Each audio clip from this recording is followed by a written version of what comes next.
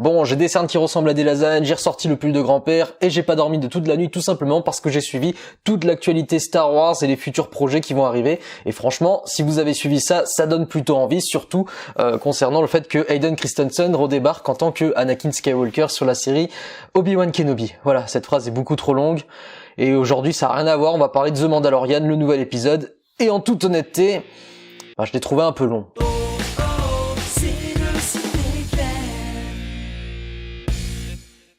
Hey, salut à tous, bienvenue dans le Ciné-Clem, j'espère que vous allez bien et on se retrouve aujourd'hui pour une toute nouvelle vidéo critique. Et il s'agira comme chaque semaine de The Mandalorian saison 2, cette fois-ci l'épisode 7, 100% spoiler, donc si tu n'as pas encore vu l'épisode, s'il te plaît, quitte cette vidéo parce que je vais spoiler à fond, et si tu t'en vas, on va laisser Obi-Wan Kenobi parler, comme à chaque fois. Je demande à tous les Jedi de s'abonner à la chaîne du Ciné-Clem. Voilà, donc t'as compris, on peut attaquer de suite la critique, 100% spoiler. Ce chapitre 15 a pour nom le repenti et nous plonge directement dans le cœur d'une décharge où des prisonniers travaillent. On peut dire ce qu'on veut sur cette série, on peut dire qu'il y a du fanservice, qui nous ressortent des personnages du chapeau magique, mais en toute honnêteté, ils arrivent quand même à sortir des trucs un petit peu inédits parce que voir une décharge dans l'univers Star Wars, c'est plutôt sympa. Enfin, je pense. Donc après cette entrée en matière dans le monde de Wally, le Mando et sa nouvelle équipe débarquent avec le Slave One pour récupérer le fameux Mayfield. Et on remarquera pour les plus attentifs que le costume rouillé de Boba Fett est maintenant tout neuf et en plastique. Je pense qu'entre l'épisode précédent et l'épisode d'après, ils ont dû faire un petit décroché vers Jiffy pour en prendre un tout neuf et de préférence moins cher. Bref, la team est constituée et on embarque de suite dans le Slave One, mission récupérer les coordonnées du Moff Gideon. Bon, la lumière s'est barrée mais c'est pas grave. Bref, ce que je voulais dire c'est que j'ai passé un bon moment devant cet épisode. C'était un très bon divertissement, mais c'est pas mon préféré, vraiment pas. Je pense que c'est peut-être un des épisodes les plus faibles de cette nouvelle saison pour l'instant. Mais attention, j'ai pas dit qu'il était mauvais. Je pense que comme beaucoup, je me suis un petit peu trop hypé sur l'épisode qui va arriver plus tôt la semaine prochaine. Je pense que j'ai peut-être attendu les événements qu'il y aura la semaine prochaine cette semaine. Cette phrase est toujours trop compliquée, mais je pense que vous avez compris. Là, dans l'épisode de cette semaine, on va passer 30 et quelques minutes à essayer de récupérer les coordonnées, donc ça va être encore une fois un moment où il va falloir étirer le temps et ça va être comme d'habitude un épisode de transition pour accéder à l'objectif qui sera donc dans l'épisode suivant.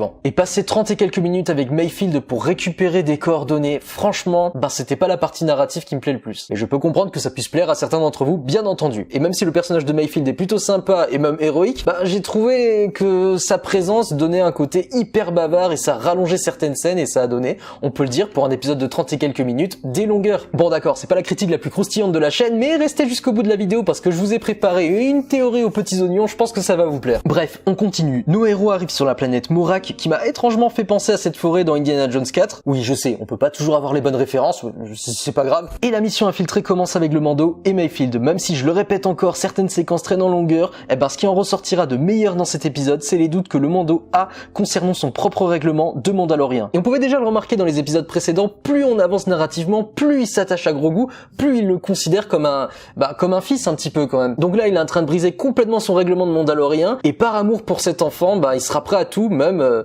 jusqu'à montrer son propre visage. Donc suite à ça, s'enchaînent des courses-poursuites et des combats à 200 à l'heure comme un Indiana Jones, et il n'y a pas spécialement grand chose à dire. C'est encore une fois carré et bien réalisé, tu sens que le budget de cette saison n'est pas le même que la précédente, il y a un autre niveau. Dans cet épisode, j'ai beaucoup aimé le fait que les Stormtroopers viennent en aide à nos héros, c'est-à-dire que pour la première fois, on se retrouvait dans le cœur d'une victoire, du mauvais côté quoi. Et ce qui m'a le plus plu dans cette séquence inédite, c'était la bande originale. Je pense que de tous les épisodes de Mandalorian, pour l'instant, c'est la bande originale que je préfère. J'ai l'impression de dire ça chaque semaine, mais vraiment, dans cette séquence en particulier, j'ai trouvé la BO sublime. Donc après de longues hésitations, du stress et des dialogues sur l'Empire un petit peu longués, l'épisode donne un coup d'accélérateur pour nous offrir un final totalement explosif. La lumière s'est encore barrée, mais c'est pas grave, ce que je regrette un petit peu, c'est de ne pas avoir eu Boba Fett pendant l'épisode réellement, c'est-à-dire qu'il est là au début, à la fin, heureusement il sauve nos héros, mais j'aurais aimé l'avoir un petit peu dans le cœur de l'action, pour le voir un petit peu castagner, comme il l'a fait dans l'épisode précédent. Et oui, les coordonnées sont récupérées, Mayfield libéré, et le Mando sort sa grosse paire de bottes et envoie un message au Moff Gideon pour lui dire « Eh frère, t'es pas prêt, nous on débarque, on va tout faire péter », ce qui est complètement stupide en y réfléchissant. Parce que très clairement, même si la scène est hyper badass et qu'elle sert de cliffhanger pour nous teaser l'épisode suivant, c'est complètement stupide. Les gars ils sont genre 4-5 et ils vont débarquer avec Moff Gideon qui a une armée de Stormtroopers et de Dark Troopers, mais on va pas se mentir, c'est fait aussi pour qu'il y ait un gros combat et que l'épisode final soit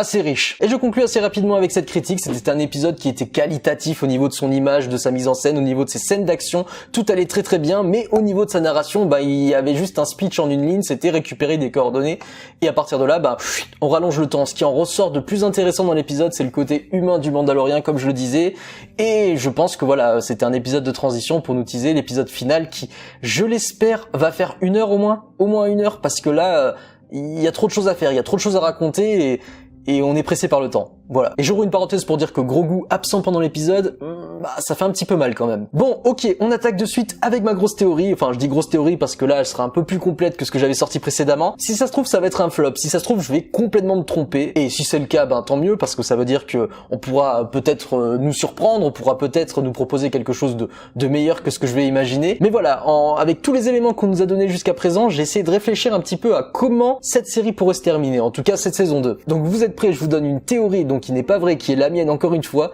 sur le final de cette saison 2, donc du prochain épisode qui arrivera la semaine prochaine. Eh bien, nos héros vont arriver avec le Slave One dans le vaisseau du Moff Gideon. Jusque là, sans surprise. On va avoir d'immenses combats contre les Dark Troopers et les Stormtroopers. Grogu, lui, se fera extraire son ADN par le docteur. Un peu plus tard dans l'épisode, Gideon va sortir son sabre noir et un autre combat commencera. Et dans ce même combat, accrochez-vous bien, Fennec va mourir et Boba Fett se fera décapiter comme son père quelques décennies plus tôt. Bon, c'est choquant, pas très Disney, mais on le rappelle que Din Djarin a perdu son vaisseau dans l'épisode précédent et qu'il va lui en falloir un nouveau, donc très certainement le Slave One, et qui va pas se trimballer Fennec et Boba Fett pendant les prochaines saisons, donc il faut éliminer ces personnages pour qu'ils puissent récupérer ce nouveau vaisseau. Suite au décès de ces deux personnages, le Mando va prendre sa lance en Beskar et va se battre contre Gideon. Le problème, c'est que Gideon maîtrise mieux le sabre que le Mando, et au moment où ce dernier risque de mourir, Ahsoka va débarquer aux côtés de Sabine. Donc qu'est-ce qui se passera après ça? Ahsoka tuera Gideon, elle sauvera Grogu et le Mando, et à ce moment-là, Ahsoka se connectera avec l'enfant et découvrira que le Jedi avec qui il a eu une connexion et Luke Skywalker. Et nos héros débarqueront donc de nouveau sur Titan et ils feront la rencontre de Luke Skywalker. Je pense même que Luke et Ahsoka parleront d'Anakin, histoire de conclure cet arc narratif un petit peu torturé pour Ahsoka. Suite à ça, le Mando va retirer son casque pour que Grogu voit enfin son visage et ils se diront adieu dans une séquence vraiment émouvante. Ahsoka, elle partira avec Sabine à la recherche de Ezra, toujours disparu, ce qui sera certainement la série spin-off annoncée hier soir par Lucasfilm. Et le cliffhanger de ce final pourrait bien être l'apparition d'une nouvelle menace, d'un nouveau méchant, et je pense à Thrawn qui pourrait conclure le dernier plan. Bon, alors ça n'est qu'une théorie, je me trompe totalement si ça se trouve. Et même il y a une autre possibilité narrative qui est donc plus commerciale parce qu'il faut garder Grogu et vendre des jouets. Effectivement, Grogu il pourrait dire non, j'ai pas envie de partir avec Luke, j'ai envie de rester avec le Mando, et finalement il y aura pas, oula, j'ai failli faire tomber mon portable. Finalement, il y aura pas d'entraînement de Jedi, on aura juste vu Luke pour un caméo. Mais si vous-même vous avez d'autres théories, n'hésitez pas à me les mettre en commentaire parce que ça m'intéresserait de savoir une autre vision narrative, surtout si c'est vous, parce que je vous adore, bien entendu. Et voilà, cette vidéo se termine là pour aujourd'hui. J'espère qu'elle vous a plu. N'hésitez pas à rejoindre mes réseaux sociaux Twitter, Facebook et Instagram, à vous abonner, à activer la petite cloche, à mettre un petit pouce en l'air et un commentaire pour me dire si vous avez aimé cet épisode, si vous l'avez pas aimé. Je lis tout le monde, je réponds à tout le monde. Dites-moi si vous attendez le prochain. Bref, je veux tout savoir, tout savoir. Moi, je vous laisse ici. Je vous embrasse, je vous aime et vous dis à très très vite dans le Ciné Club. Ciao.